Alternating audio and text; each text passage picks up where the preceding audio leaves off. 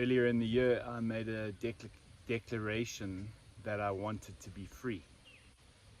And free being free of the need for external circumstances to be a certain way in order to feel okay or to feel happy, and to just detach my emotional life from my circumstantial life, because so much of what goes on in our lives we have no control over. We don't have control over the weather, we don't have control over what happens. We have influence over it because we do co-create our life. So don't get me wrong, I'm not saying that we are just victims of a fatalistic life. We definitely have the choice on how we engage with life and how we co-create life. But there's a really big part of life that we have zero control over. And so what life has started to do for me is to show me where I'm not free. And the way that that has played out so far is that the areas where I looked to for certainty have been destabilized. And so two of the biggies for me, one is financially. So it's been a really challenging year financially. And I say challenging, not hard, because everything that me and my family have needed has always shown up. Not always what we want, not always the things we want, but always the things we need. And often they've shown up at the very kind of last minute, the 11th hour. And that's all been to demonstrate something to me, that you are not alone in life. Life is actually there to support you. And when you start to shift where you place your trust, do you place your trust in the external material structures in your life, or do you place trust in that invisible force that's co-creating life with you, whatever you may choose to call that? And the second big area is really around identity. So for the past 5-6 years, I've been, along with my brother and of course some important people that have been working with me along the way, we have been building our Sterkler coaching platform with a really big purpose behind it. And that purpose is to help facilitate the global conscious awakening. And all my life, certainly as far back as I can remember, there's been this sort of inkling that my life is here to serve a great purpose. And yet, a few months back, we decided that the coaching platform wasn't working in the way that we had wanted it to work, and we have decided to shut that down and change direction in a new direction, take a new direction, should I say. And what's been so interesting is what that's brought up for me, because it's really challenged the ego identified identity that I had created as the successful one, as the one that's special, as the one that's here to make a massive impact. And dog's having a little bark here. And so with that coming to an end, during that 5-6 years, there wasn't one point, not once, even when I hit roadblocks, even when there were real big challenges that threatened to derail the whole business, not once did I ever doubt that this was not going to work. And so when we decided to end it, all sorts of things came up for me which have been fascinating to reflect upon.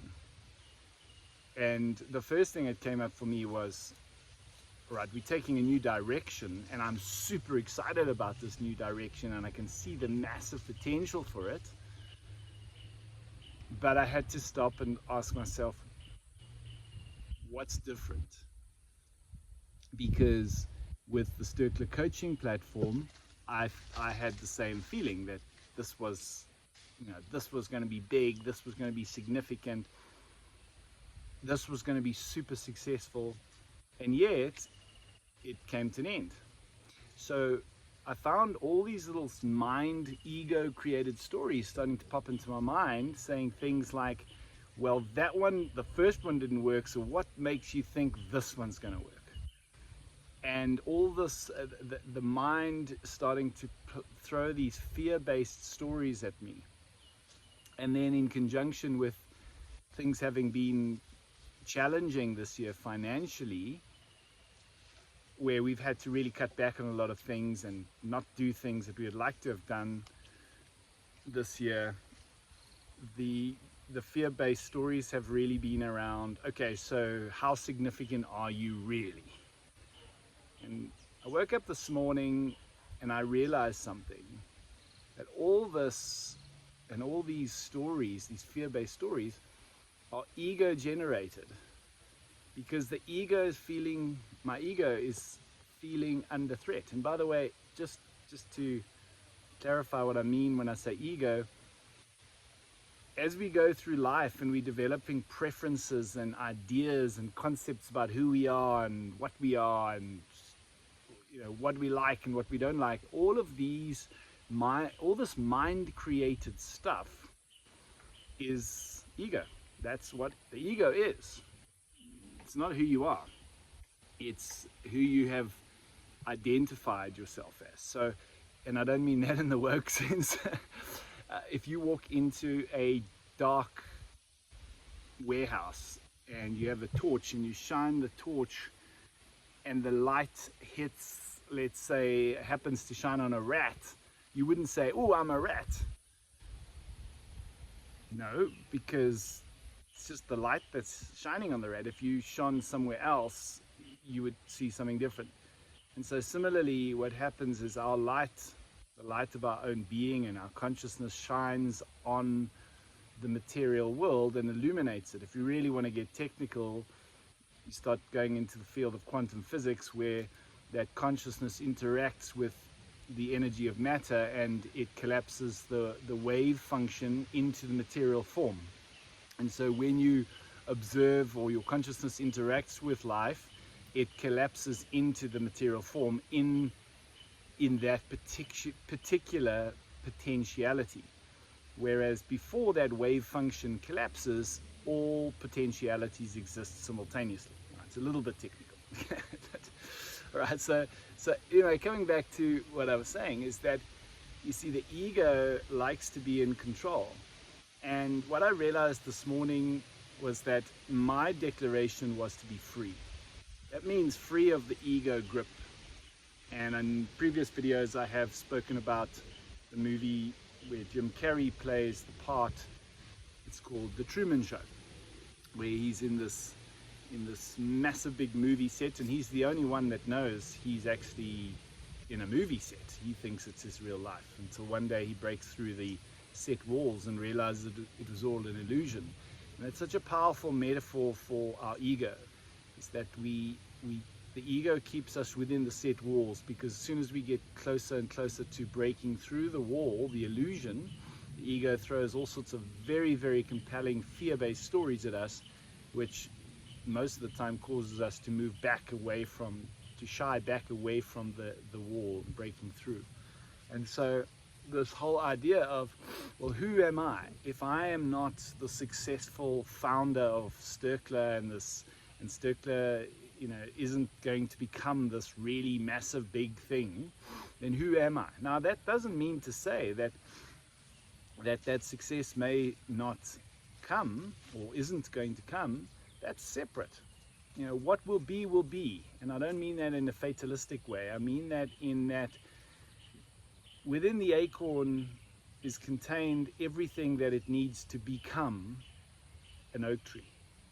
And so the same with you, same with me, is everything that you need to become the greatest expression of your fullest potential. Those seeds already are contained within you. And so when I say what will be, that's what will be. Okay, what is within you will be unless you get in the way of it. And the best thing that we can do is get out of our own way. And what I mean by that is get rid of the ego. Stop breaking this ego down. Now, you can't break it down entirely, because if we didn't have an ego, we would evaporate back into the quantum field or the spiritual realm. So we do need some elements of an ego, but we've got to become very conscious, more and more conscious about who we are and what is ego. And what I've realized today is that my ego was so wrapped up in the identity of the successful one, the change maker, the impact player. And with some of that being stripped away to some extent, well, at least seemingly to the ego, it's been stripped away, it's left me with the question, well, who am I then? If I'm not that, who am I? Am I a failure? And notice how the ego wants to attach to something. Okay, I'm therefore, then I'm a failure. If I'm not successful, then I'm a failure. If I'm not making an impact, then I'm insignificant. Or whatever that story may be for you. It's this binary approach to life, that if I'm not this, then I must be that. And you're neither of that, or you're all of that. Because our consciousness is not bound by our physical body. Our consciousness is not bound by our ego.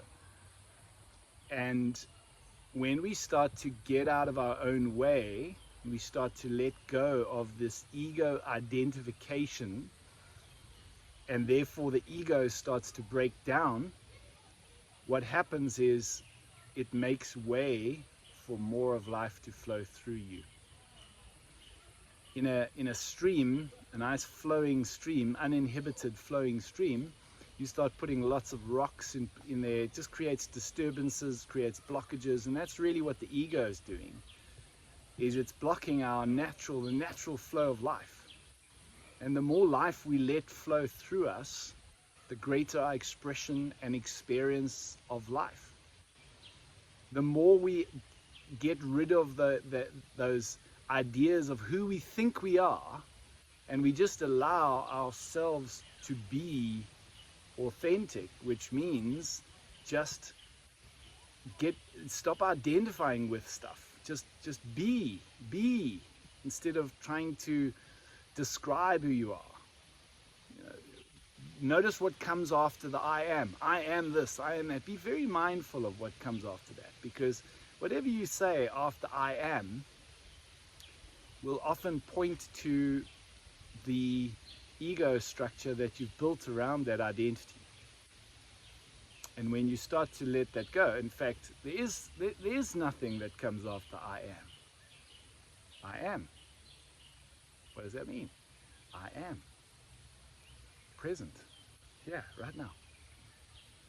This here, what's happening right now, is the only thing that exists in life.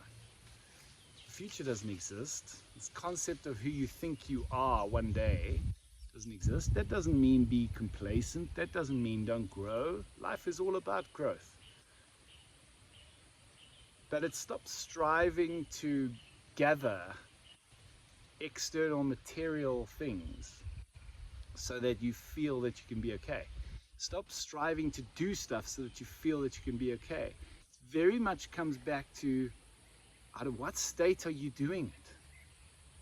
Because if you're doing something, whether that be working harder, taking certain actions, whatever it is, anything that you're doing to try and get something out there, if it's coming from a place of, I need that, then I'll be okay, then that's ego driven.